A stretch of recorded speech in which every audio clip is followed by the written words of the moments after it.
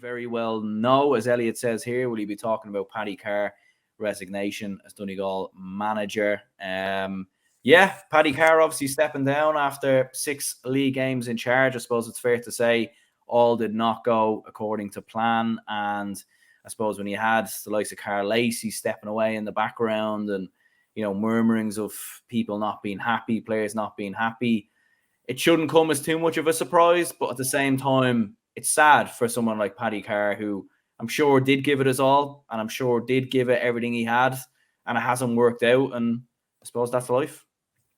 Yeah, and it's crazy how quick things change. Like, because I seen there on my Instagram For You page a clip of Paddy McBrearty talking after the Kerry victory.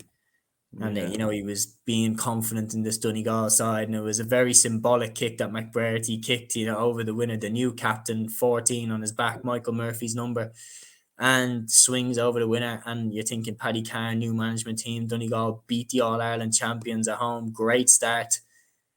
My God, it's gone bad since then. They haven't scored a goal from open play in the entire league campaign. They're the only team in Division 1 that statistic stands for. And not only that, they haven't looked like scoring a goal. Jamie Brennan had a flash goal chance against Monaghan where he kind of skimmed it across the crossbar. But apart from that, they really haven't looked threatening in any game that they've played. Like, you look, especially the Tyrone game, as soon as McBrearty went off, they were just reduced to taking pot shots from way out the field with a bit of a wind at their back. They never looked like they would ever threaten Niall Morgan. And that was the one thing that myself and Luke were constantly saying. It's not the defeats. It's the manner of the defeats. When Mayo got relegated from Division 1 2 years ago, you could see they were building something. You could see that there was a real team there. Sorry, it was 3 years ago that they got relegated, 2020. But you could see they were building something. You could see that James Horn was bringing through, a flood of new players, and you could see something was there. With Donegal, there's nothing really there. And they were getting beaten. Like, to think that they went into the Mayo game, knowing how much was on the line in that game, knowing how much they needed to win that, and to lose it 117 to 9 points or something. Like, what was going on there? Like, absolutely no fight, which is completely the opposite of what we associate with Donegal since 2011 when Jim McGuinness got the job. This is as sticky, and it's funny I say that, this is as tough a situation as I've seen Donegal in since 2010, before Jim McGuinness got the job, because their path, shall I say, seems to be absolutely going downhill. When the only way is down, like, nobody wants to be the pilot, like the old expression is, and that's it. Like, who is going to take that job? We've seen obviously the Jim McGuinness, that whole fiasco about how he wasn't given the job, and you'd have to argue, why wasn't he? He's the most accomplished man. Like, that's like if Dessie Farrell steps away from the Dublin job at the end of the year and Jim Gavin throws his name into the hat and Dublin say, nah. Jim McGuinness is literally Donegal's best manager ever.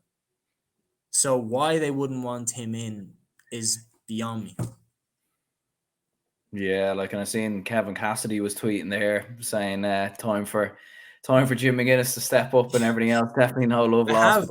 I have a theory about that, right? I'd be interested. I don't know, like I said it to Matthew, the GA Statsman, of course, big shout out to him, was I think to some level, and I might be completely way off here, but think back to Jim McGuinness's time with Donegal, 2011 to 2014.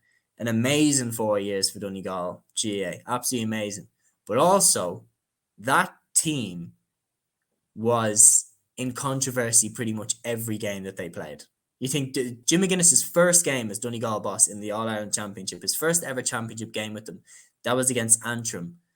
And they played that really defensive style of football. And I think it was Pat Spillane said, why would we even give a man of the match or something? Like, he devalued the man of the match award. And Jim McGuinness went on the rant at him saying, don't disrespect my players, basically. And everyone remembers that All-Ireland semi-final against Dublin, the controversy that caused, the way he was playing. He is a manager that demands the best. And I have no doubt, the Kevin Cassidy situation as well, I've no doubt that he would have pushed everyone around him in that Donegal setup out of their comfort zone a bit. And maybe some people in the Donegal County Board don't really want to be pushed out of their comfort zone again. Because you think before Jim McGuinness, and this is a fact, before Jim McGuinness got the job, he'd thrown his name into the hat multiple times and been turned down. It's not like Jim McGuinness, threw his name in and they said, yeah, you can have it. He had to come back time and again to get that Donegal job the first time. And they didn't even give it to him straight away. They gave him the under-21s. And then he was so good with the under-21s that they said, here, we have to give it to him now. Especially because when he walked in, they were ranked number 19 in the country. They'd just been thumped by Armagh in the qualifiers and were completely rock bottom. So then they said, okay, we have to give it to him now.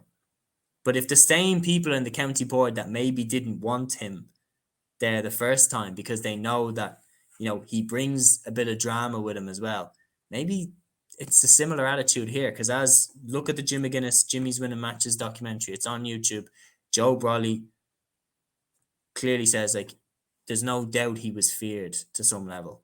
And you wonder, maybe is that the reason that they didn't fully want him to come back?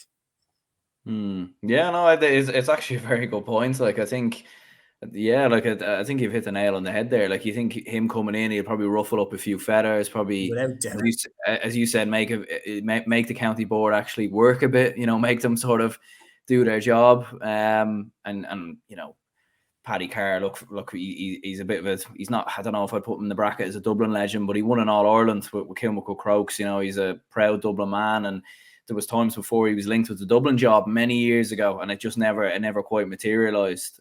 So whatever he does next, I completely wish the best. But you wonder, were they looking for kind of yes men characters, or people coming in who were just gonna say yes, and not kind of ruffle the feathers a little bit. And as you said, it is quite bizarre that someone like Jim McGuinness, because it's been publicly known really that a lot of counties have tried to get McGuinness in.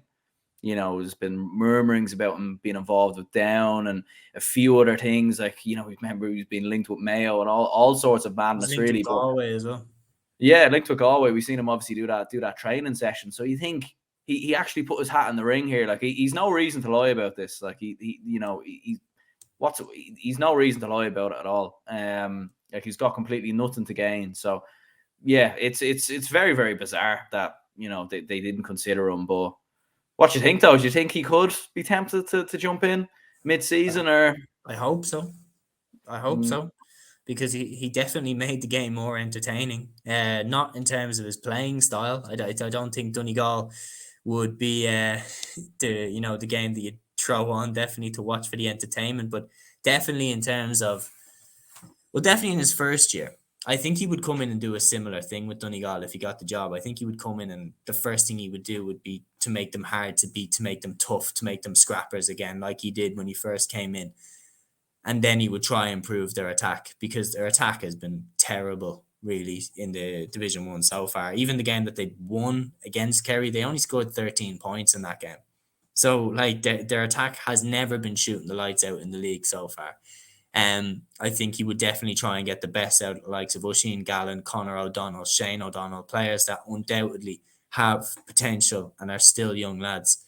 But yeah, I would love him to get the job. I think it would definitely shake up things, and it would make Donegal a contender. I fully believe if Jim McGuinness took the job tomorrow, that maybe not for this year, because maybe there is some work that needs to be done, but definitely for next year and 2025, Donegal would be contenders for sure, in my opinion. There's not a doubt in my mind. There's a reason why every other county in the country pretty much wants McGuinness on board. He's that good. So why Donegal passed on him? That's my point of why I said, is it just because he pushes them all outside of their comfort zone? Because if you're talking in terms of his knowledge of the game and his managerial ability, he blows everyone else away. If Donegal have any ambition here, any ambition of winning an All-Ireland in the next 5 years, the first thing they do is pick up the phone and call Jim McGuinness. That's the first thing they do. If they hire someone else, like Paddy Carr as an appointment for Donegal, makes no sense. And the first reason that I'm saying it makes no sense is because he's not a Donegal man. Yeah. Donegal are a big enough county with enough legends of their own that they do not need a, a man from another county to come in and manage them. You never see Kerry doing that. You never see Dublin doing that. Why are Donegal doing that?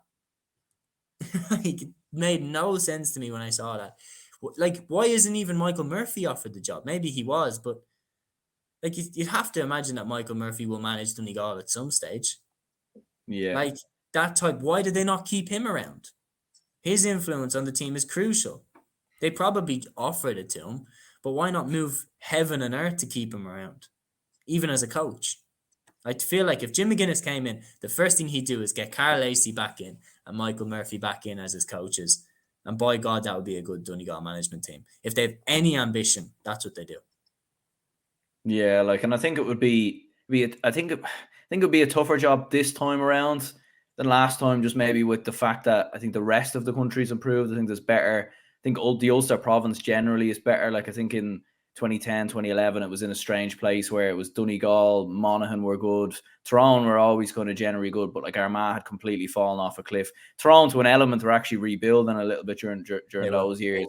And Derry were not at the same levels as what they were now, although they did actually That get was to a league like final. they were. It was at a period of time where Down had out of nowhere made an All Ireland final. Yeah. Yeah. No, it was a strange one because Armagh had fallen off a cliff, but Armagh had still whooped Donegal the year previous. Tyrone were halfway between the team with Peter Hart and Matty Donnelly, and they were halfway letting go of the Stephen O'Neills, Philip Jordans, Conor Gormley's. Like, they were playing their last few games for Tyrone.